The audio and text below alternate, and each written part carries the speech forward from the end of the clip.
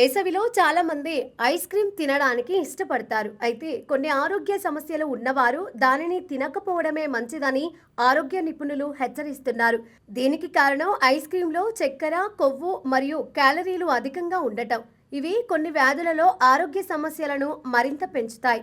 సాధారణంగా మధుమేహం ఉన్నవారు ఐస్ క్రీమ్ను తక్కువ పరిమాణంలో తీసుకోవాలని సూచిస్తారు. కానీ మధుమేహం ఉన్నవారే కాకుండా ఇతర ఆరోగ్య సమస్యలు ఉన్నవారు కూడా ఐస్ క్రీమ్ తినకూడదు.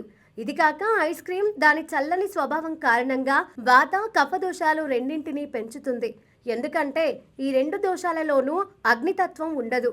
ఈ చల్లని తీపి పదార్థం పిత్త దోషాన్ని శాంతపరిచినప్పటికీ లోపల కొందరిలో విష పదార్థాల ఉత్పత్తి అనివార్యం.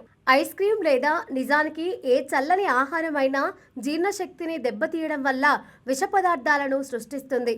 దీని ఫలితంగా ఆహారం సమర్థవంతంగా జీర్ణం కాదు, లేదా కొన్నిసార్లు అస్సలు జీర్ణం కాదు. ఇది మన ఆరోగ్యాన్ని దెబ్బతీస్తుంది. ఆయుర్వేదం ప్రకారం చల్లని పాల ఉత్పత్తులు మరియు చక్కెర అంత ఆదర్శవంతమైన ఆహార కలయిక కాదు. ఫ్యాటీ లివర్, అధిక బరువు, అధిక కొలెస్ట్రాల్, లాక్టోస్ అసహనం, అజీర్ణం సమస్యలు ఉన్నవారు ఐస్ క్రీమ్ తినేటప్పుడు జాగ్రత్తగా ఉండాలని వైద్య నిపుణులు చెబుతున్నారు. ఎందుకంటే ఫ్యాటీ లివర్ ఉన్నవారిలో అధిక చక్కెర, కొవ్వు పదార్థాలు కాలేయంపై అదనపు ఒత్తిడిని కలిగిస్తాయి. ఐస్ క్రీంలోని అదనపు క్యాలరీలు అధిక బరువు ఉన్నవారిలో బరువును మరింత పెంచుతాయి.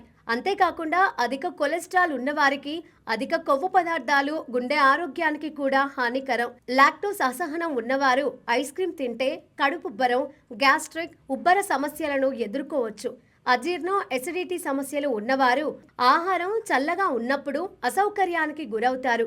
ఎక్కువగా ఐస్ క్రీమ్ తినడం వల్ల రక్తంలో చక్కెర స్థాయిలు పెరగడం, బరువు పెరగడం, జీర్ణ సమస్యలు వస్తాయి.